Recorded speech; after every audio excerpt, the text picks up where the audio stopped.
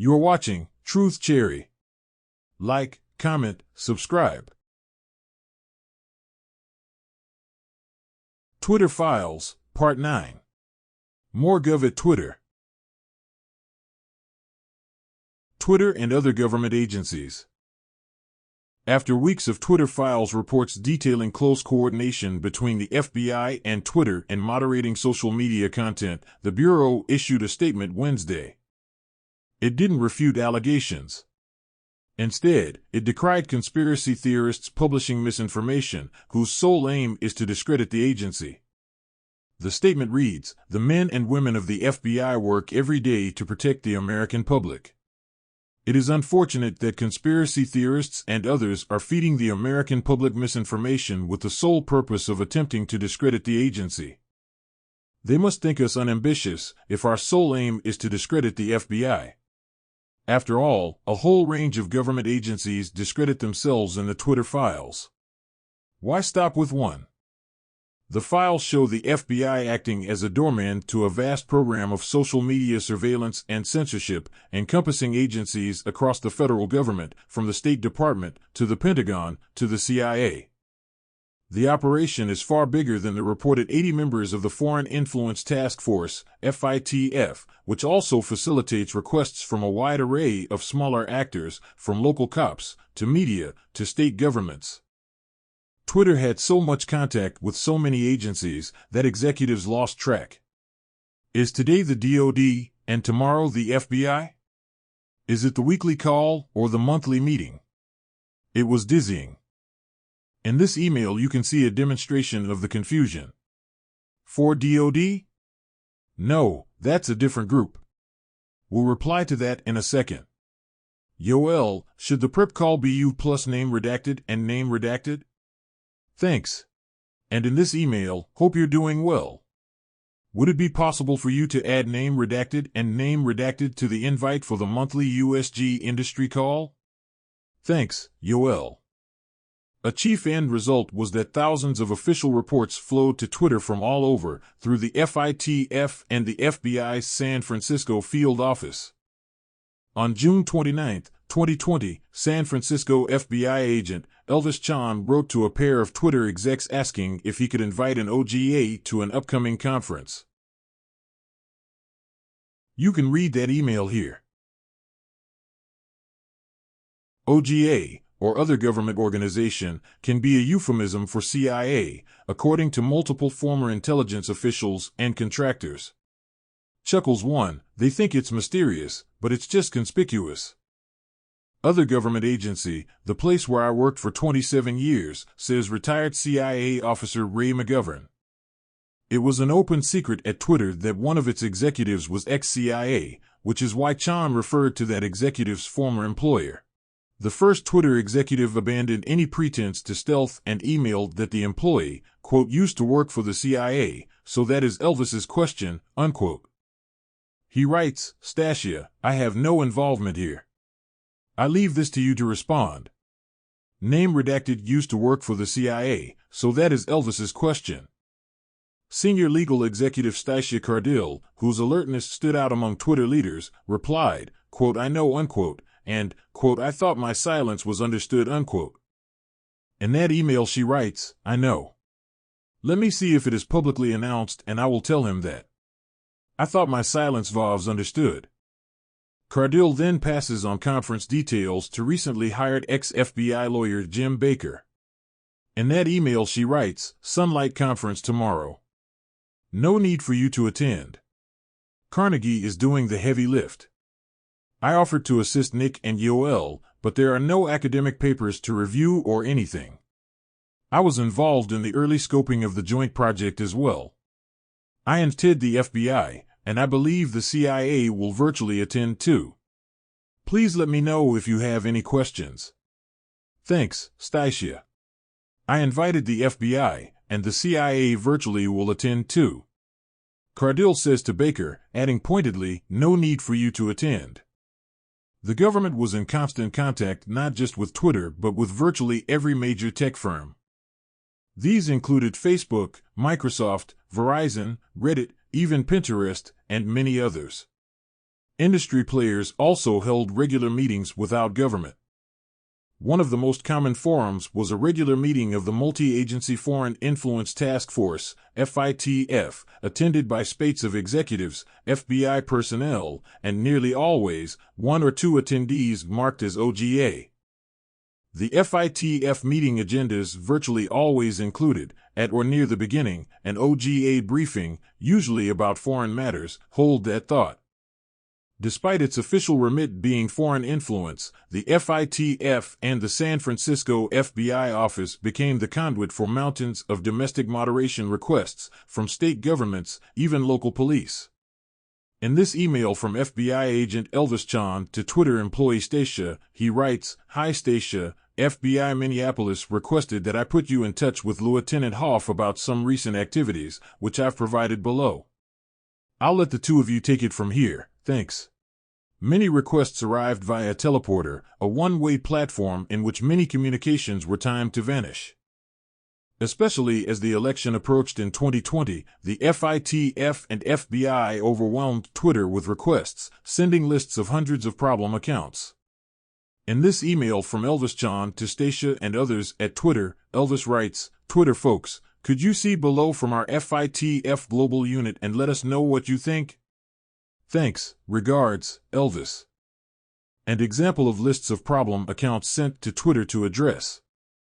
In this email from Stacia to moderation departments in Twitter, Stacia writes, "The FBI San Francisco Emergency Operations Center sent us the attached report of 207 tweets they believe may be in violation of our policies. Spreadsheet attached." Thank you, Stacia.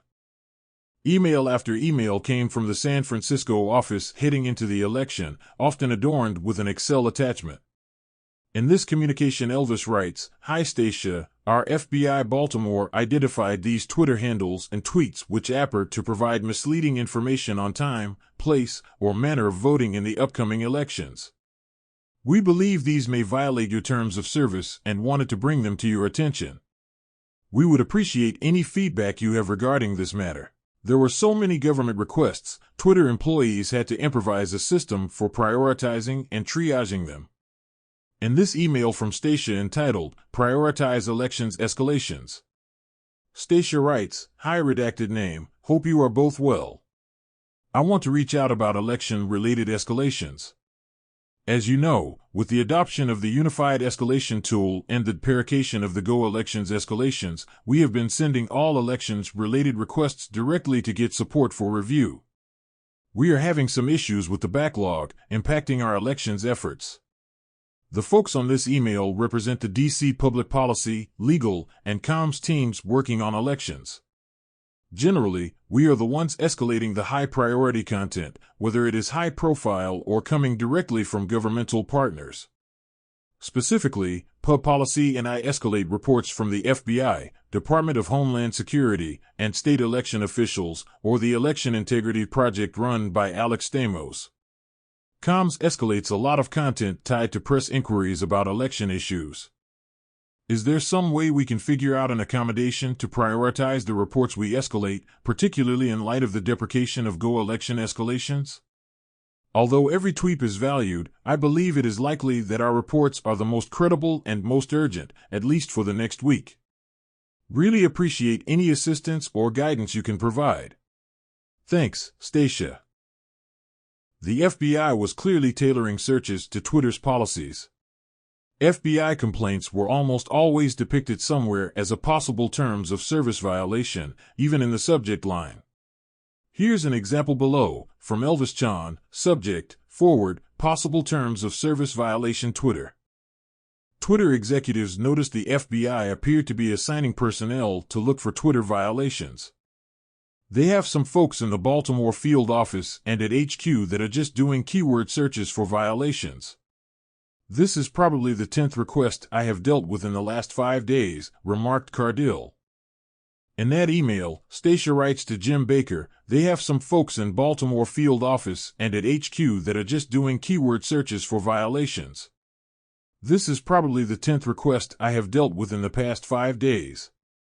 But I never typically include a huge distribution on it because there wasn't really a need for this kind of visibility. Let me know if you have any other questions. Thanks, Stacia. Even ex-FBI lawyer Jim Baker agreed, odd that they are searching for violations of our policies. The New York FBI office even sent requests for the user IDs and handles of a long list of accounts named in a Daily Beast article. Senior executives say they are supportive and completely comfortable doing so. Here is that email for you to look over. Note that it's from someone at the FBI to Elvis Chan at the FBI.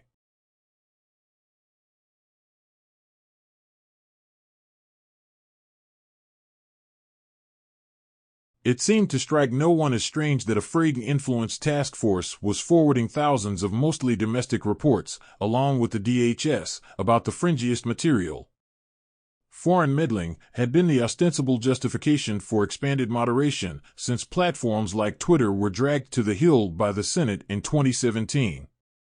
See the headline below from an article in the New York Times. Tech executives are contrite about election meddling, but make few promises on Capitol Hill. Yet behind the scenes, Twitter executives struggled against government claims of foreign interference supposedly occurring on their platform and others. The Twitter files show execs under constant pressure to validate theories of foreign influence and unable to find evidence for key assertions. Found no links to Russia, says one analyst, but suggests he could brainstorm to find a stronger connection. In this communication, high name redacted, after I reviewed the accounts and found no links to Russia, I asked name redacted on this ticket, and this was his answer. Thanks for tagging in the workflow. From my checks, I could not find any indicators to suggest that the account is Russian. Even the other phone-linked accounts does not have indicators to suggest it is Russian proxy. Did checks via domain tools for IP resolves and email checks for OSINT.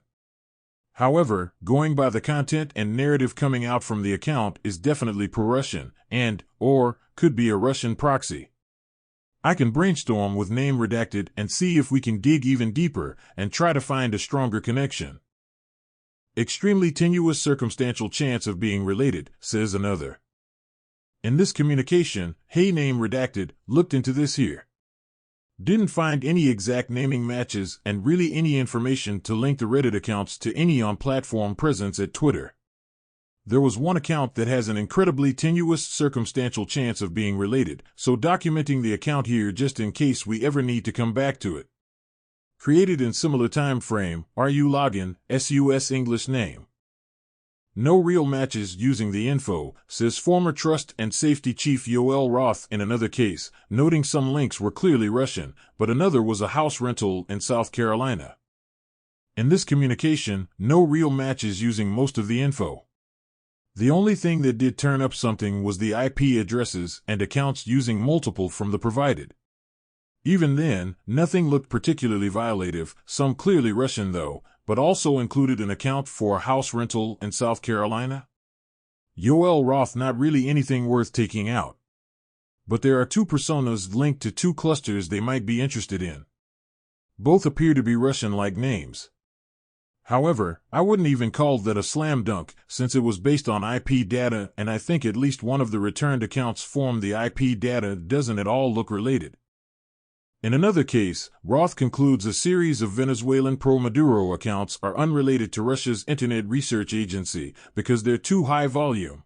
In this communication, Yoel writes, "Hey, thanks for reaching out. A couple of things from a quick review of this data. A few of the accounts whose tweets appear in your list are not IRA Russia linked. In February 2019, we re-released our IRA-linked datasets, excluding a number of accounts that were operated out of Venezuela. Those accounts were extremely high-volume tweeters, generally using automation. In a way that was pretty uncharacteristic of a lot of the other IRA activity. We have very high confidence that they are not linked to the IRA or to Russian activity in any form. The current official datasets you can download from us do not include these accounts in the RU archive and instead include them in a January 2019 release of Venezuelan activity. If you download the unhashed Venezuelan release, you should be able to cross-reference and exclude. Also, at least a couple of the tweets I spot-checked were deleted by the users themselves. When we first published our archives of Russian activity, we indicated that we excluded tweets deleted prior to the suspension of the account, amounting to a less than 1% decrease in the volume of tweets, as best we were able to tell. We had to exclude them due to legal constraints. But, again, the volume there should be a very small part of the overall RU activity. If you see something different after excluding the Venezuelan accounts, let me know when I can dig back in. Thanks, Yoel. The Venezuelans were extremely high-volume tweeters, pretty uncharacteristic of a lot of the other IRA activity, Roth says. In a key email, news that the State Department was making a wobbly public assertion of Russian influence led an exec, the same one with the OGA past, to make a damning admission. Due to a lack of technical evidence on our end, I've generally left it be, waiting for more evidence, he says. Our window on that is closing, given that government partners are becoming more aggressive on attribution. In this communication to Yoel Roth, a person whose name is redacted writes, "Yep. InfoBricks is an entity that we've received previous notice on, though if recollection serves, government partners have never been so specific as to say that it was directly controlled by GRU. BRICS is an inherently Russia-dominated economic organization, so it was always likely that a website and Twitter account designed to promote it would be directed by the Kremlin. Due to a lack of technical evidence on our end, I've generally left it be, waiting for more evidence. I think that our window on that is closing, given that government partners are becoming more aggressive on attribution and reporting on it. I'm going to go ahead with suspension and marking the domain as unsafe. Rebel Inside was a new one for me too. Not even sure what the goal of the account could possibly be other than to highlight unrest in other areas of the world besides Russia. I've already suspended it and marked its domain as unsafe. Translation: more aggressive, government partners had closed Twitter's window of independence. Other government agencies ended up sharing intelligence through the FBI and FITF, not just with Twitter, but with Yahoo, Twitch, Cloudflare, LinkedIn, even Wikimedia.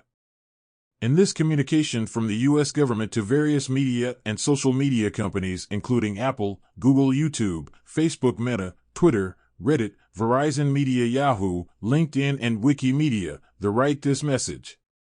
Unclassified. This information is provided only for intelligence purposes in an effort to develop potential investigative leads.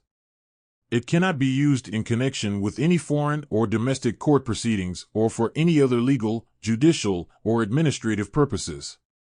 We previously passed you information that highlighted, as part of Russian mogul Yevgeny Prigozhin's Internet Research Agency's attempt to denigrate French President Emmanuel Macron's campaign ahead of the late April 2022 presidential runoff election, IRA plans to expose its own troll farms in Benin, Mali, and Senegal while alleging that Macron's campaign was the entity responsible for their use and creation. We assess that the following links are also part of the IRA's effort to amplify the same narratives. Former CIA agent and whistleblower John Kiriakou believes he recognizes the formatting of these reports. Looks right on to me, Kiriakou says, noting that what was cut off above, the tier line, was the originating CIA office and all the copied offices. Many people wonder if Internet platforms receive direction from intelligence agencies about moderation of foreign policy news stories. It appears Twitter did, in some cases by way of the FITF and FBI. These reports are far more factually controversial than domestic counterparts. One intel report lists accounts tied to Ukraine neo-Nazi propaganda. This includes assertions that Joe Biden helped orchestrate a coup in 2014 and put his son on the board of Burisma. In this report, titled Suspected Russian Troll Farm, Ukraine Propaganda, outlines 999 Twitter profiles linked to suspected Russian troll farm, with over 16,000 tweets mentioning Ukraine in last 7 days. Please take a few seconds to look over the content of this report.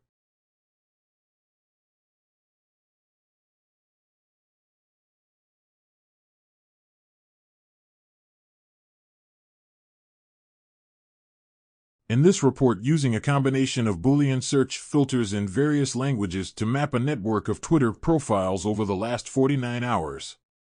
Please take a few moments to look over this report as well.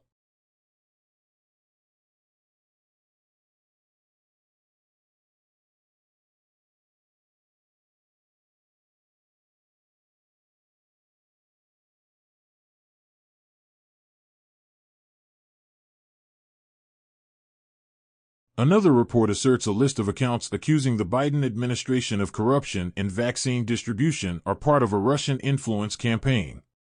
That report reads as follows: "We also assess with high confidence that the IRA was responsible in mid-February 2022 for producing and placing in media and social media information in multiple languages, to include French, English, and Spanish, on the following two narratives. 1. That Western Europeans and Africa were not acting in the best interest of African nations, and specifically were involved in intimidation, coercion, and blackmail in the Sahara-Sahel zone, and were not interested in helping to fight terrorism in the Sahel. 2. The Biden administration was selling better places in the vaccine queue to countries in Asia, Africa, and Latin America, and therefore, U.S. corruption was influencing the distribution of vaccines." Often intelligence came in the form of brief reports, followed by long lists of accounts simply deemed to be pro-Maduro, pro-Cuba, pro-Russia, etc.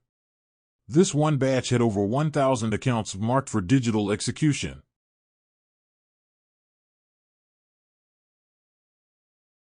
One report says a site, documenting purported rights abuses committed by Ukrainians, is directed by Russian agents.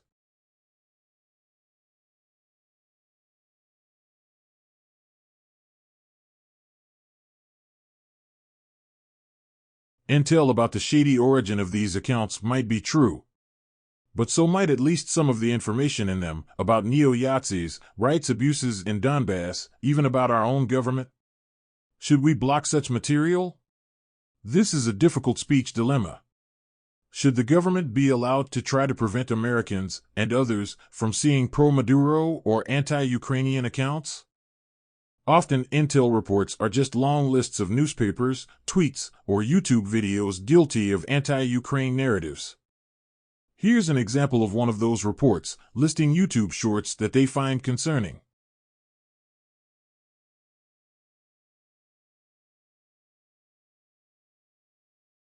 Here's another example of one of those reports, listing YouTube shorts and Twitter accounts that they find concerning.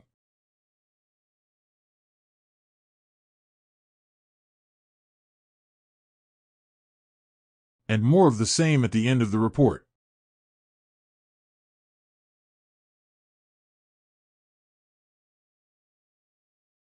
Sometimes, not always, Twitter and YouTube block the accounts. But now we know for sure what Roth meant by the Bureau, and by extension, the IC. In this communication, Yoel writes, "Hi team, the questions we received are attached. I'm frankly perplexed by the requests here, which seem more like something we'd get from a congressional committee than the Bureau. There's a big discussion to be had about state-controlled media, which will be impacted by the label launch this month. But I'm not particularly comfortable with the Bureau, and by extension, the IC, demanding written answers here. What's your perspective on how best to navigate? The line between misinformation and distorting propaganda is thin. Are we comfortable with so many companies receiving so many reports from a more aggressive government? The CIA has yet to comment on the nature of its relationship to tech companies like Twitter. Twitter had no input into anything I did or wrote. The searches were carried out by third parties, so what I saw could be limited." This has been the 9th installment of the Twitter Files. The files narrated here were taken directly from the Twitter feed of journalists given access to the files. Truth Cherry does not add to, or take away from the information released in these Twitter file reports. You've been watching Truth Cherry. Thank you. Please subscribe.